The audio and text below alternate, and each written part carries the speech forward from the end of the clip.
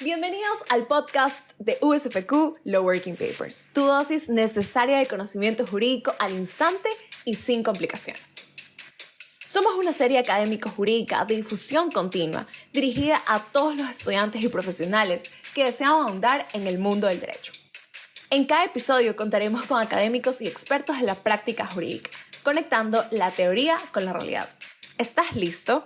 Esto es USFQ Law Working Papers, conocimiento jurídico directo a tus oídos. Comencemos. Buenos días, buenas tardes, buenas noches, de donde sea que nos estén escuchando. El día de hoy vamos a tener un nuevo podcast de USFQ Law Working Papers con la doctora Emma Tapia, quien actualmente es presidenta subrogante de la Corte Nacional de Justicia, presidenta de la Sala de lo Laboral, abogada por la Universidad de Cuenca y una docente universitaria en varias universidades del país. Le damos la más cordial bienvenida. Gracias, Sebastián. Para mí un gusto poder conversar de lo que amo, el derecho. Este podcast es sobre las novedades en la jurisprudencia laboral. Para ello vamos a abordar varias resoluciones que ha sacado la Corte Nacional, entre ellas la resolución 01 de 2025 acerca de la ley de discapacidades. ¿Cuál es el principal problema respecto a la indemnización prevista en el artículo 51 de la ley de discapacidades? Mire, había un problema a nivel nacional. Yo fui jueza de primer nivel y cuando salió la ley orgánica de discapacidades, dentro de su normativa estaba el artículo 51 que dice que cuando una persona sea despedida intempestivamente, no utilice ese término, pero es un despido intempestivo a una persona, dice el artículo, que tenga discapacidad o que a su cargo esté una persona con discapacidad, será indemnizada con la mejor remuneración por 18. Esta es la mayor indemnización en materia laboral. Entonces, lo que pasaba es que, claro, cuando usted, primero tiene la obligación de contratar a personas que tengan carnet de discapacidad, pero luego vino esta restricción que si usted despide tiene que pagar 18 remuneraciones. Hasta ahí estaba más o menos claro, pero la misma ley tiene el artículo 48 que habla de las personas que son sustitutas de una persona con discapacidad. Entonces, aquí, por ejemplo, una empresa que tenga 100 trabajadores debe tener 4 personas que tengan el carnet con discapacidad. Pero usted puede no tener los 4, sino este cuarto no es una persona que él mismo posea un carnet, sino que a su cargo está una persona que tiene una discapacidad, pero además que tiene que ser severa, es decir, del más del 75%. Esta persona en sí mismo no posee el carnet, pero sí la persona que está a su cuidado.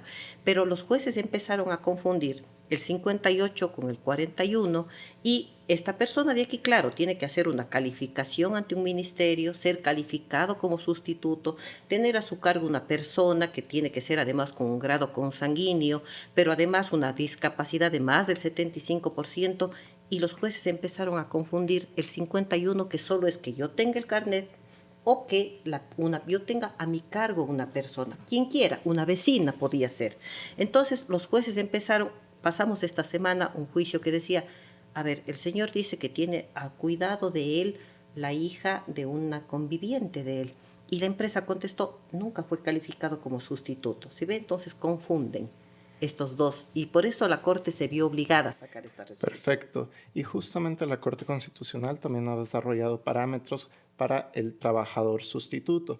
En ellos ha establecido que la acreditación no es un requisito necesario. Respecto a este análisis, ¿lo comparte la Corte Nacional o en qué sentido la resolución ha ido matizando y puliendo para la aplicación finalmente en justicia ordinaria? Mire, esta resolución 1 solo trató la confusión del artículo 48 de los sustitutos con el 51, que es de que yo tenga mi carnet o una persona a mi cargo. Sobre el tema concreto de los sustitutos, originalmente, los jueces de justicia ordinaria lo que vemos es como mucho lo que dice la ley. Aquí dice que usted tiene que ser sustituto, ¿dónde está su documento? Pero a raíz de que la Corte Constitucional empezó a desarrollar y dijo textualmente lo que usted ha señalado, oiga, esto es solo un trámite administrativo, finalmente usted me ha demostrado aquí que sí. También la Corte ha empezado a seguir esa línea y también ya no son, a ver, ¿dónde está el trámite? ¿Dónde está la acreditación? Ya no. Estamos, claro, eso hay que irlo haciendo de poco porque una vez que la Corte Constitucional saca una sentencia es como que empieza el efecto recién a dispersarse. Perfecto. Entonces, ¿qué impacto cree usted que tiene este precedente de la Resolución 01 de 2025 en la política laboral de las empresas con sus trabajadores? Mire, siempre que saquemos una sentencia laboral y más aún una resolución de este tipo, yo soy mucho de publicar lo que hace la Corte.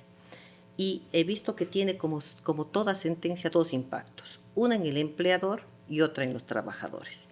Por ejemplo, desde el lado de los trabajadores, varias organizaciones, incluso de personas que se han asociado, que tienen familiares con discapacidad o que ellos mismos poseen el carnet, aplaudieron eso y dijeron, mire, nosotros lo que dijimos es, aquí en ninguna parte del artículo 51 dice que usted me pruebe que es sustituto, esa es otra cosa. En ninguna parte dice que usted me pruebe que él es su hijo, que tiene más del 75. No, la ley no me exige algo, los jueces no vamos a agregar lo que la ley no dice. Entonces fue, digamos, aprobado, aplaudido por la parte trabajadora. Los empleadores sí no. Porque, claro, ellos señalan, y siempre me gusta escuchar a las dos partes, ellos dicen algo. A ver, entonces, nosotros cómo vamos a saber si nunca nos avisó el empleador que tiene a una hija, a un vecino a su cargo, que él es el que le mantiene a un vecino? ¿Cómo vamos a saber?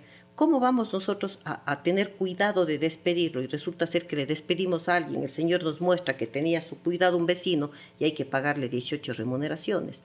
¿Cómo vamos nosotros a enterarnos? Eso es muy grave para las empresas. Muy criticada más bien la resolución desde el lado empresario. Pero la cosa es simple. La ley a mí no me dice que yo le exija que avise al empleador. ¿Por qué yo le agregaría ese requisito? Entonces no es asunto de corte nacional. Es asunto que la ley nos dice exactamente lo que se debe exigir y dentro de los requisitos no está el que avise al empleador. Perfecto. Entonces, justamente lo que dice es que las cortes a la final tienen que hacer una interpretación de tal manera que se subsuma al caso en concreto y no hacer una interpretación extensiva para completar aquellos vacíos que le corresponden finalmente al legislador. Entonces, si es que en este punto de la conversación identificamos algún tipo de inseguridad jurídica que podría haber para los empresarios, eso le correspondería al legislador. Entonces, me parece muy interesante justamente la óptica que nos presenta finalmente, porque las cortes tienen que ser y precautelar justamente el ordenamiento, y para ello la seguridad jurídica es un elemento sustantivo. Entonces, la siguiente resolución que ha sacado la Corte Nacional es la 02 de 2025, respecto a la indemnización por despido intempestivo. La Corte Nacional establece que se debe tomar en cuenta la última remuneración percibida siempre que sea la más favorable para el trabajador. Pero ¿cómo se define más favorable? ¿Qué criterios deberíamos tener en cuenta? Mire, primero quiero hacerle notar que tanto la resolución 1, la 2 y la 3 son de materia laboral. Y realmente hubiéramos sacado la 4 y la 5 también, más bien paramos un poquito para bajar un poco el impacto, porque dice, ¿por qué está sacando solo laboral? Lo que estamos haciendo es demostrando nuestro trabajo, nada más. Entonces, la doctora está siendo expedita. Mire, la resolución 2, asimismo, yo creo que cuando venimos desde primer nivel sabemos lo que pasa en los juzgados de primer nivel, que es en donde se lleva a cabo toda la audiencia, la prueba, etcétera.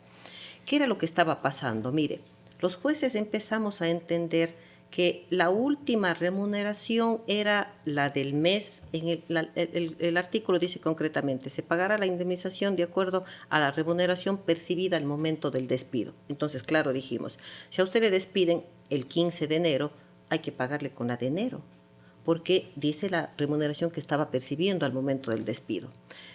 Algo que nunca estuve de acuerdo y que decían en las aulas universitarias y nos era como parte de la enseñanza, echa la ley, echa la trampa. Entonces, ¿qué empezaron a hacer los empleadores? Y por lo mismo también algunos abogados nos criticaban en redes sociales y dice que entonces los empleadores somos tramposos. No, pero simplemente si usted me va a pagar con la remuneración que yo estuve percibiendo al rato del despido, le despido el 2 de enero. Y entonces, ¿cuánto estuvo recibiendo? $40 y le calculo $40 por 24 años que usted tenía. No, entonces los jueces dijeron, ya, entonces la última completa. La ley no dice en ninguna parte última completa. Entonces, ya no es el 2 de enero, vamos a calcular lo que recibió hasta diciembre. Y claro, en diciembre había un mes completo y supongamos ganó $500, 500 por 24 años era diferente. Entonces, ¿qué empezaron a hacer? Porque todos nos ideamos, ¿no? Entonces, vamos a despedirle, pero no le vamos a dar comisiones. Entonces, ahora, ¿con qué pagamos? Y empezaron a decir, ¿dónde dice en la ley que sea la última del mes anterior? ¿Dónde dice que sea? Aquí dice el momento del despido. Entonces, ¿qué resolvimos nosotros? En base a muchísimos casos, porque mire, todos los casos, yo le diría que el 100% de casos son indemnizatorios. Entonces hay que tomar las indemnizaciones con el último sueldo. Entonces era indispensable que digamos con cuál. Entonces, ¿qué pasó? Había casos de que estábamos mandando a pagar con el último mes completo de atrás. Entonces, hasta el 30 de diciembre yo recibí 500, pero resulta ser que en enero, 15 días, yo recibí $2,000 porque me pagaron una comisión. Entonces, el empleado decía, yo quiero que me pague con la de enero, pero ustedes están pagando con la anterior. Entonces, ¿qué hicimos? Ahí sí aplicamos la favorabilidad. ¿Qué es más favorable al trabajador? ¿Los 2,000 del 15 de enero o los 500 de diciembre? ¿O qué es más favorable? ¿$40 de 2 días de enero o los 500 de diciembre? Entonces optamos por eso, aplicar la que le sea más favorable al momento del despido, la esta o la última. Tampoco la que sea más favorable de todo el tiempo de la relación laboral, porque eso es solo para el artículo 51 de la Ley Orgánica de Discapacidades, sino entre la última que estuve percibiendo, la anterior, la que sea mejor para el trabajador. Pero esto es respecto al grueso del sueldo, más no estamos hablando con el cálculo o ya agregando finalmente décimos terceros y demás beneficios, sino hablamos del sueldo. El propio Código del Trabajo establece qué se debe entender por remuneración para efectos de indemnización. Porque lo que usted nos señala, algunos empleadores dicen, ¿pero qué sumo el 13º, el 14º también? No. El artículo 95 del Código de Trabajo dice, para efectos de indemnización se entenderá por remuneración todo lo que usted perciba como algo normal, bonificaciones que sean habituales en la empresa. Por ejemplo, le dan un bono de $100, por alimento le pagan 50, por rancho tenía el Consejo Provincial del Guayas $80, etcétera. Todo lo que sea normal en la empresa se suma, pero le excluye específicamente 13º, 14º, utilidades, porque hay gente que recibe el 13º de forma mensual, el 14º de forma mensual. Entonces, esas cosas, el artículo 95 del Código de Trabajo le detalla cada cosa que debe sumarse y la que no.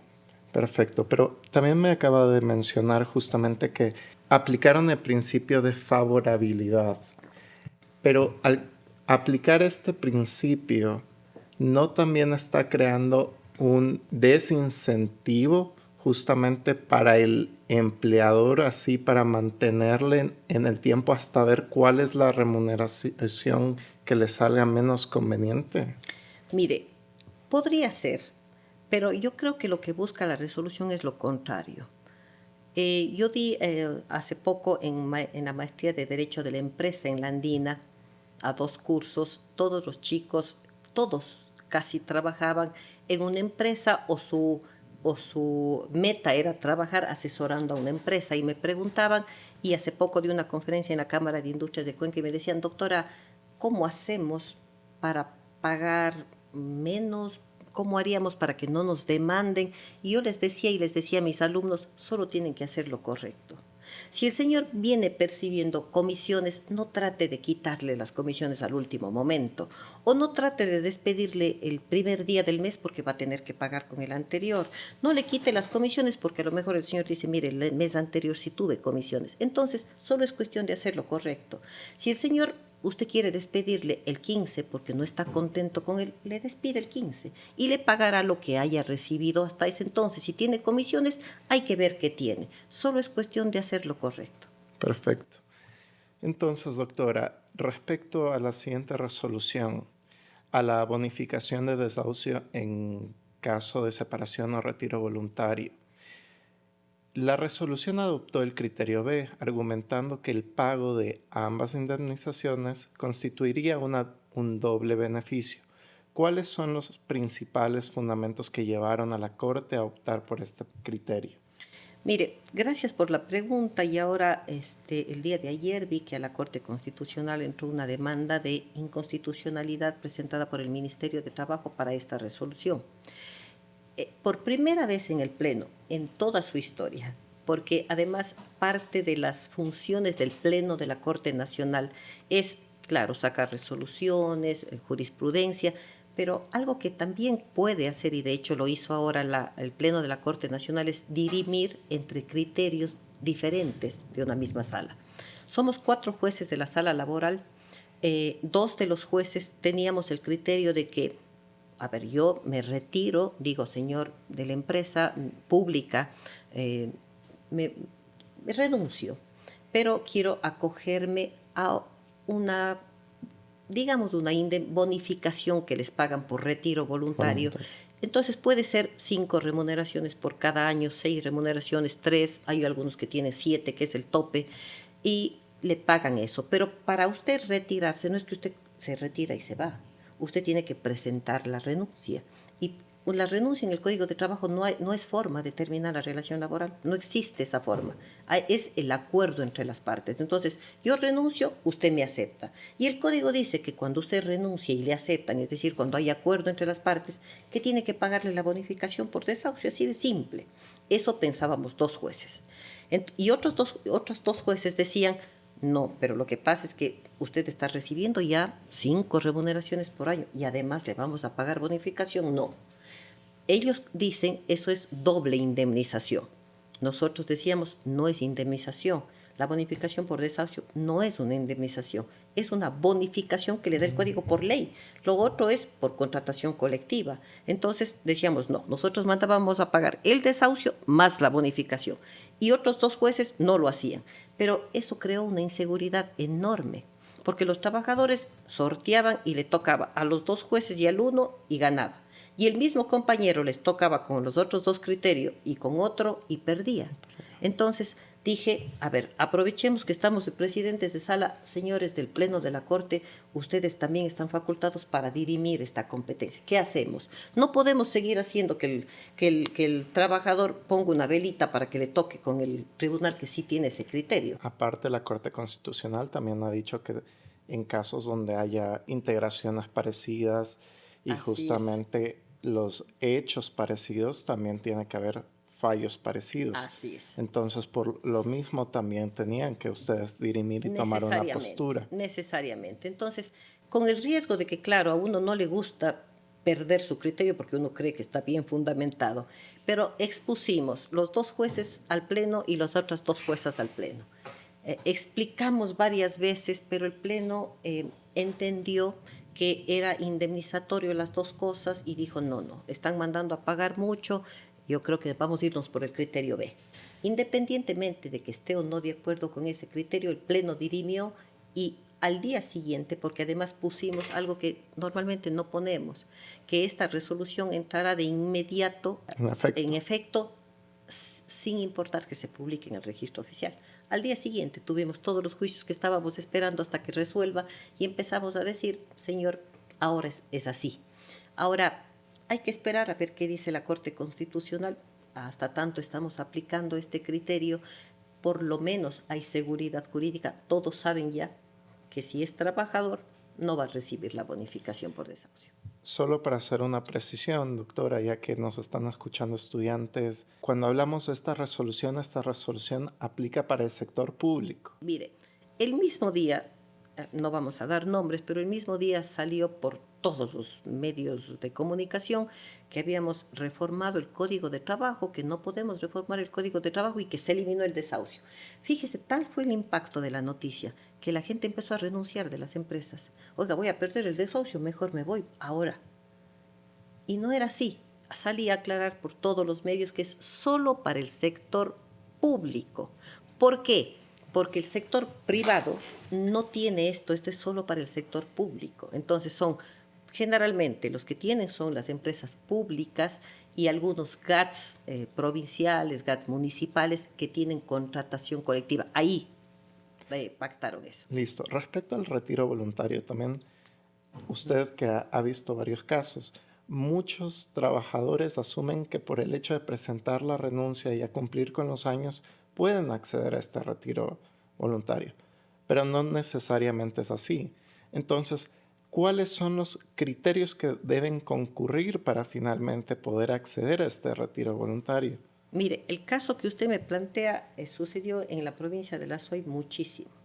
Presentaron la renuncia, señor, me quiero ir, acepto, bueno, trabaja hasta el 30 y se quedaron esperando cuando me dan mi bonificación por retiro voluntario. Y claro, demandaron porque el GAD provincial de La Suay dijo, yo no tengo por qué pagarles, ustedes renunciaron. Sí, pero aquí dice que no. Esta es una figura especial. Es una figura que no está en el Código de Trabajo y es lo que decía, no se preocupe el resto porque el Código de Trabajo no tiene esa figura. Pero hay ciertos requisitos que deben cumplir. Primero, presentar la renuncia para acogerse al retiro voluntario y en otros muchos GATS hay dos figuras. Una para el retiro voluntario, me voy, tengo 18 años, y otros que son para la jubilación y es un bono por jubilación. Entonces, tengo que cumplir con los requisitos. Tengo 15 años, perfecto, págueme, usted me dice que me va a pagar 5 por año, me quiero retirar para acogerme a esto, coge el GAD, por ejemplo, y analiza presupuestariamente si tienen. Por ejemplo, en el Hospital Regional de Cuenca les dijeron a 20 sí, y a los otros dijeron el presupuesto no hay. Entonces ellos dijeron, entonces no renunciamos. Esperen para el próximo año y han ido desvinculándose conforme hay el presupuesto. Entonces hay que cumplir con lo que en contratación colectiva pactaron, que se presente la renuncia, que se acepte la renuncia para acogerse a en base al presupuesto que tienen.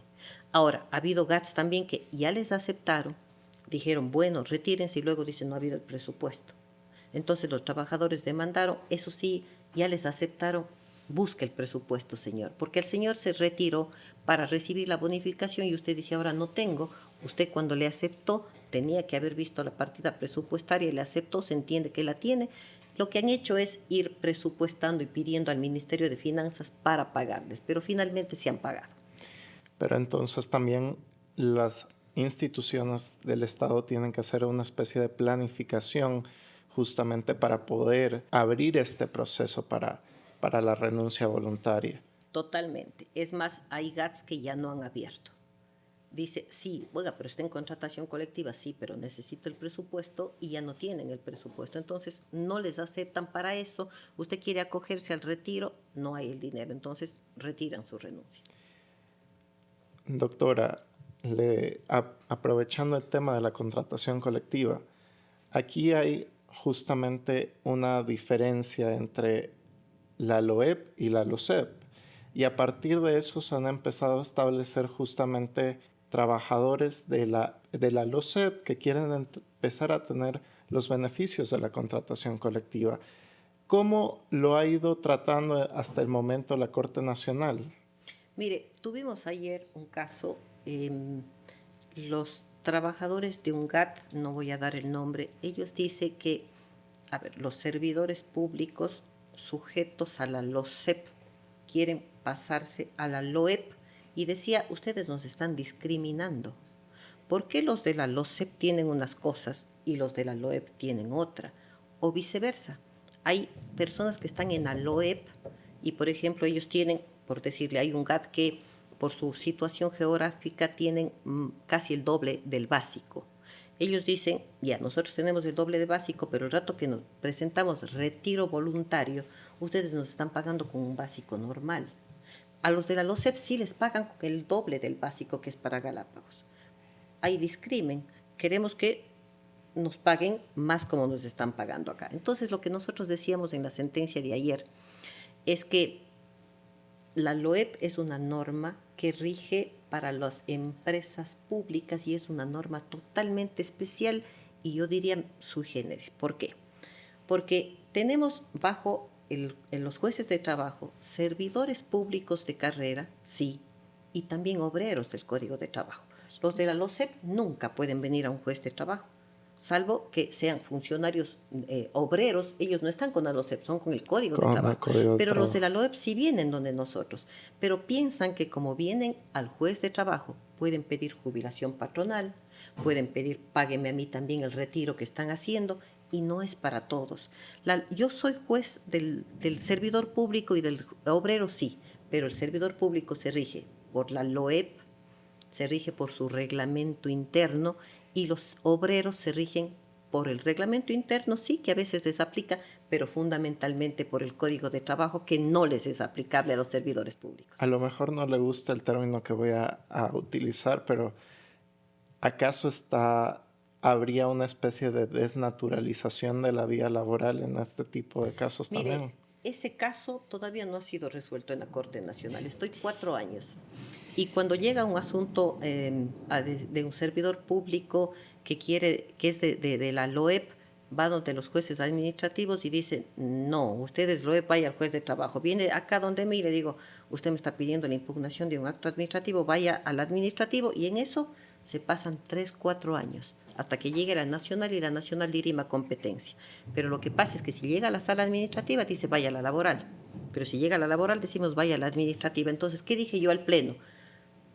Mira, yo tengo juicios del 2012 que me han dicho conozca, y yo he entrado a analizar la impugnación, la nulidad de un acto administrativo que no es mi especialidad, pero no podemos tener al usuario en este ir y venir. Entonces toca dirimir criterio. Toca dirimir, y 4 años no logramos hacerlo. Bueno, doctora, parece que es bastante necesario entonces. Y eso también quiere decir que entonces el legislador tendría que nuevamente velar por tratar de unificar los criterios para que no haya este discrimen que muchas veces se siente por parte de los diferentes trabajadores, sea de empresas públicas, LOCEP o Código de Trabajo. Y para ir cerrando, creo que otro criterio muy interesante que a veces comulgan tanto Corte Constitucional como Corte Nacional es respecto a mujeres embarazadas. Entonces, en la Corte Constitucional, varios fallos de ellos han establecido, la 319 JP estableció la necesidad de la notificación, pero no necesariamente un conocimiento hacia el empleador, porque podía ser notorio. Entonces, si es que era notorio el embarazo, no necesariamente podría ser desvinculada la mujer embarazada. Para usted, la notificación en justicia ordinaria es un elemento fundamental. Mire, Sebastián, yo estoy 4 años también buscando que aquí la Corte Constitucional nos ayude, porque hay incluso una demanda de inconstitucionalidad de una resolución de la Corte Nacional que el Pleno en aquella época dijo, mire, es lo que hablábamos de la Ley Orgánica de Discapacidades, dice que usted que tenga el carnet de discapacidad, que haya sido despedido intempestivamente y punto. Eso mismo decía el Código de Trabajo. Si le despiden a una mujer embarazada, ella ante el juez tenía que demostrar que está embarazada y que le despidieron intempestivamente y mandábamos a pagar 12 remuneraciones, punto. Pero el legislador borró ese artículo y nos puso la declaratoria de ineficacia. Y la Corte Nacional pone una resolución que dice, previo a que usted reciba su indemnización, ya probó que estaba embarazada, ya probó que hay despido, pero tiene que demostrar que el empleador sabía. ¿En dónde está eso en el código? En ninguna parte. Es una resolución de Corte Nacional, que está pedido una declaratoria de inconstitucionalidad. Nos preguntaron a la sala qué opinamos y dijo, doctora, defiéndanse. Y dije, yo no me voy a defender, yo voy a decir que estoy perfectamente de acuerdo que es inconstitucional. Así contestó la sala. Hicimos 2 consultas a Corte Constitucional porque nosotros decíamos, la sentencia a la que usted hace referencia de la Corte Constitucional, yo estuve súper contenta de que haya salido porque dice, la trabajadora decidirá en su derecho a la intimidad cuándo avisar al empleador. Dije, perfecto, entonces yo decidí nunca avisarle. Pero luego tiene una coma y dice, salvo al empleador, que sí tiene que avisarle. Y entonces yo, ¿por qué? Alguna vez tuvimos una conferencia con una jueza de corte constitucional juntas, y claro, ella como que me quedó viendo, yo le decía lo mismo que esto, y decía, no, a mí me parece que no debieron haber agregado esto, y la doctora me decía, lo que pasa es que nosotros pusimos eso es para que le avise al empleador para el derecho al cuidado, para que le cuide. A ver, yo cargo cosas fuertes, le aviso a usted para que no me haga cargar cosas fuertes por mi estado. Pero eso no entendió la Corte Nacional ni los juzgados. Dice, no, la Corte Constitucional se sigue manteniendo en que tiene que avisarle al empleador.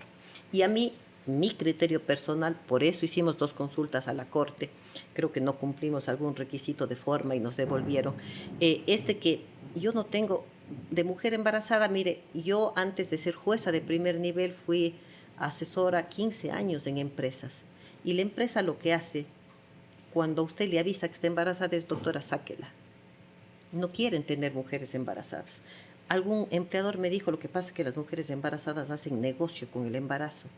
Yo tenía ganas de decirle, señor, ¿usted cree que tener un hijo es un negocio? No, no lo es. Lo que buscan las empresas es sacar a la trabajadora. Por eso no quieren avisar. Yo tuve un caso de una señora que tenía 8 meses de embarazo y el empleador me demostró que él no supo. Le dije, es eminentemente notorio. No, ella se fajaba para que no sepa su empleador. Entonces, justamente aquí estamos hablando de una discriminación por género. Totalmente. ¿Y qué criterio podría a lo mejor igualar esa discriminación o quitar esa percepción de género? Mire, para mi criterio, hablé yo con un asambleísta este domingo y le decía, ayúdenos en la asamblea. Quiten todo el 195.12.3 donde habla de la declaratoria de ineficacia, porque además de que tiene que demostrar el despido, tiene que demostrar que estaba embarazada, todos esos requisitos tiene que demostrar, además que le avisó al empleador. A ver, dejemos la declaratoria de ineficacia, que es, mire, yo estaba embarazada, me despidieron, yo regreso al trabajo. ¿Y sabe que cuántos casos han regresado a su trabajo? 0. No quieren regresar porque ya hay ese discrimen. Entonces, dejar de la siguiente forma. La mujer embarazada que haya sido despedida intempestivamente de su trabajo recibirá la indemnización de 12 meses adicionales a la del despido. Si en 30 días no presenta su solicitud de ineficacia del despido, se entenderá que no quiere regresar al trabajo y se le indemnizará conforme manda el código. Punto. Porque quieren obligarle a la mujer embarazada a regresar, no quiere, pero además tiene que haberle avisado al empleador. ¿Sabe cuántos casos tenemos en corte que se haya mandado a pagar? Ninguno. Entonces no está surtiendo efecto la figura que crearon. Perfecto, entonces esta figura, si no surte efecto, a partir de la distinción, porque incluso hay una distinción entre código de trabajo y LOCEP, por supuesto, ¿cómo dentro de la LOCEP no habría también un tratamiento diferenciado dependiendo del tipo de cargo que lo reconoce la propia Corte en la 319 JP? Pero, ¿cómo indemnizar, si cabe, a una mujer embarazada que no puede ser mantenida en un cargo de confianza, pero que justamente el criterio fue la remuevo por su condición de embarazo? Mire, en justicia ordinaria nosotros no tenemos la facultad, por ejemplo, salvo en mujeres embarazadas, del reintegro en estos casos. Pero la Corte Nacional en ningún caso todavía ha resuelto referente a cargos de confianza o contratos que no son indefinidos. Por ejemplo, si es un contrato propio del giro del negocio, a mí me contratan hasta que dura la obra. Es decir, no es un contrato con estabilidad. ¿O qué pasa con un contrato con cláusula de prueba que tiene 90 días? Llego a los 80, le digo, señora, no ha superado la prueba, no vamos a contar con usted, no hay la estabilidad, por lo tanto puedo prescindir de ese. Pero ¿qué pasa si está embarazada? Esos casos todavía no hemos tenido en Corte Nacional. Hemos conversado con los compañeros qué vamos a hacer. A lo mejor vamos a seguir la jurisprudencia o la línea que tiene la Corte Constitucional de, a ver, si la señora está embarazada, por el solo hecho de estar embarazada, ella tiene una estabilidad reforzada. Los casos no hemos tenido todavía, pero en primer nivel sí. Y en primer nivel ningún juez está reconociendo una estabilidad que dicen los jueces de primer nivel no tiene. Usted fue contratada hasta que termine esta obra, la obra terminó, ¿dónde le pongo? ¿Qué hago? Entonces dice, no hay estabilidad, y al no haber estabilidad, no hay tampoco para la mujer embarazada. En Corte Nacional no hemos tenido, en conversaciones hemos más o menos quedado de acuerdo en la forma que le señalo. Perfecto, doctora. Y por último, ¿cree que la Corte tiene todavía alguna tarea pendiente en alguna otra arista justamente en materia laboral? Como les decía, tenemos 7 jurisprudencias listas ya. Están aprobadas, han sido aprobadas por la sala. Como presidente he decidido parar unos 2 meses tal vez. Veamos un poquito, no es que no van a salir, es solo darles un respiro y hacer que las otras salas también presenten. Mira, hemos tenido tributario, administrativo y ahora por primera vez en los 4 años que estoy salió una resolución de jurisprudencia de la sala civil. Entonces, Así es, acerca de, perdón que le interrumpa, sí, de la prescripción adquisitiva de dominio. Es la primera vez que sale de la sala civil. Entonces, hemos dado un poquito de espacio, pero tenemos todavía, ya están listos 7 temas más. Y siempre va a haber algo que hacer. Mire, cuando estoy dictando resoluciones, estoy acordándome que ya dictamos de esto y hago que anoten los números para ir viendo cuándo ya cumplimos los requisitos para jurisprudencia. Tenemos decenas de casos que deberíamos sacar jurisprudencia. Perfecto. Y doctora, si es que no es mucho pedir, ¿de qué versaría solo tema alguna de las resoluciones que se vienen? Mire, el que tenemos listo ya, bueno, están todas listas, pero ahora lo aprobé esta semana.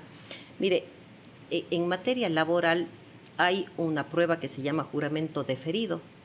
Y esto es, una vez probada relación laboral, no tengo documentos, dice a falta de otra prueba, el trabajador jura desde cuándo comenzó, es decir, tiempo y remuneración. Perfecto, así es.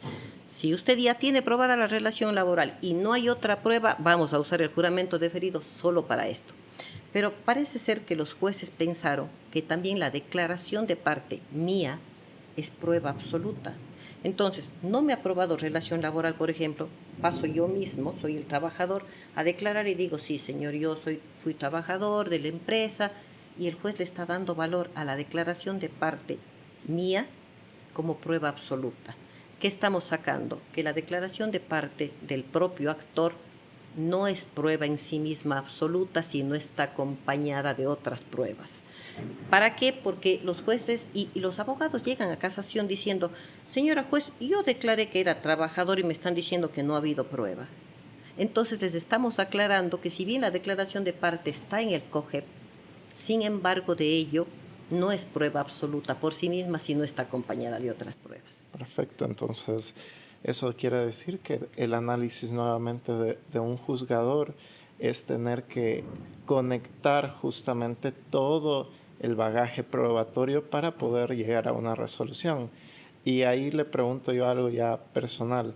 ¿Cuál ha sido el reto más grande de ser jueza? Mire, cuando yo llegué a ser jueza, dimos un mensaje, todos, ya no era calificado esta parte, pero la última etapa del concurso era hablar al país y decirle qué les ofrece. Y entonces, claro, uno tiene tantas expectativas cuando va a llegar al más alto órgano de justicia ordinaria del país, y entonces yo creía que podía cambiar el mundo. Pero algo que sí prometí al país era, yo no quería ser esa jueza distante. Cuando yo ejercí los 15 años, yo no conocía a ningún juez de Corte Suprema. Hablar con un asesor de juez de Corte Suprema, para mí un día se convirtió en un sueño alcanzado, poder hablar con el asesor. Yo dije, yo no quiero ser esa jueza. Yo quiero llegar a la gente, pero claro, no puedo pararme a hablar en la calle, no puedo hablar con los abogados, con los usuarios, ¿cómo hacerlo? Y una de las formas que yo decía quiero acercarme es, por ejemplo, a través de la docencia, a través de conferencias. Ahora voy a estar en la ciudad de Zamora, voy a estar en la ciudad de Loja. Y en la ciudad de Loja, por ejemplo, se va a dar un seminario que dice unificación de criterios de... Y el Colegio de Abogados de Loja la Corte Superior de Loja está haciendo una encuesta a todos los abogados para decir qué problema tienen con los jueces. Con esto van a los jueces de primer nivel, a los de segundo, y vamos a llegar los de tercer nivel, digamos los de Corte Nacional, ellos dicen tercer nivel, los de Corte Nacional, vamos a llegar para unificar criterios. Entonces, a mí me parece tan interesante eso, acercarme a los abogados, a los estudiantes. Algo que aquí está mi asesor presente, lo primero que dije yo es, a ver, me trajeron la primera proyecto de sentencia, era más latín que español. Le decía, oiga, ni yo mismo entiendo qué me está queriendo poner, cómo va a entender el trabajador. Hacemos un resumen de fácil comprensión después de la sentencia como Corte Nacional, y el otro día le decía a Sebastián, que está aquí conmigo, Sebastián, ¿tú crees que esto va a entender un trabajador? No, Doc. A ver, ¿cómo entendería el trabajador? Dime tú en tus palabras. Eso, acercarme al usuario, hacer una justicia clara, creo que ha sido uno de los mayores retos, y todos los días trato de tener estos espacios para que no sea esa jueza que algún día saca una sentencia y no sé quién es, sino que nos vean cercanos la justicia a la ciudadanía. Perfecto, entonces con esto justamente lo que buscan es llegar y que sus decisiones justamente puedan ser comprendidas para así poder tener un impacto real en las personas. Pero la pregunta iba un poco más dirigida a ¿cuál ha sido la tarea jurisdiccional más difícil? ¿El comunicar la decisión o el analizar a lo mejor el caso a caso? Bueno, mire, yo creo que las dos cosas son complicadas a veces. A veces nos pasamos analizando y analizando y analizando un caso. El otro día llegamos a una resolución y dijimos así saque. Cuando tenía el proyecto en mis manos dije, no, es todo lo contrario. No, vamos a hacer todo lo contrario. Muy bien. Armamos de nuevo todo el proyecto. Pero es a veces complicado. A mí me gusta mucho. Yo sé que la vía Zoom es perfecta. Tenemos una nueva forma de ejercer justicia. Pero siempre me gusta esto, poder mirar a la cara. Y había una persona que tenía carnet de discapacidad y le vi en su mirada, en sus ojos, que tenía tanta expectativa de la sentencia que iba a dictar, porque ella sabía que tenía razón, pero yo no sabía cómo decirle que su abogado se equivocó totalmente. Entonces, creo que es la parte más difícil, poder mirar a los ojos y en términos claros decirle, señora, este es su derecho, sí, pero no fue ejercido de forma correcta. Su abogado no presentó la prueba que nos está diciendo ahora que lo hizo, no lo hizo. La señora me entendió y le miraba al abogado como, usted tiene la culpa de lo que está pasando. Es difícil, porque hay veces en las que estamos atados de manos. Hoy venía conversando y decíamos, a veces buscamos, mire, busquemos por dónde le damos la razón, y no hay por dónde darle la razón. Todo el proceso está mal. No actuaron pruebas, no produjeron, ni siquiera hay la prueba, quieren adjuntarla en Corte Nacional. Eso es lo difícil. Es que justamente como la doctora comentó, no se trata de una tercera instancia, Así finalmente se trata de un recurso extraordinario que sí. tiene que cumplir formalidades. Sí. Pero bueno, a la final, a través de sus decisiones, busqué irradiar el sistema para poder dar un poco más de seguridad jurídica y llegar con criterios más claros en todas las instancias. Sin más, pues, le agradezco muchísimo, doctora, por haber tocado varias aristas de la jurisprudencia laboral de la Corte Nacional de Justicia y por acompañarnos el día de hoy. Sebastián, a usted muchas gracias. Sé que esto van a escuchar los estudiantes. La Universidad San Francisco para mí siempre es muy especial. Aquí se graduó mi hijo. Tengo un cariño muy especial a esta universidad. A los estudiantes que me van a escuchar, espero haber podido transmitir algo de lo que hace la Corte Nacional, y que sepan que siempre hay en la Corte Nacional alguien que puede escucharles si tienen a lo mejor sugerencias, tienen proyectos, quieren traer a la materia que ustedes consideren. Aquí estoy yo para poderles ayudar. Muchas gracias. Nuevamente, muchísimas gracias. Les invitamos a difundir sus trabajos con nosotros. Pueden encontrar en todas nuestras plataformas los lineamientos de autor y las instrucciones de envío. Síganos en nuestras redes sociales, Instagram, Facebook y Twitter como @usfq_lwp, y visualiza nuestro contenido en las plataformas SSRN y academia.edu.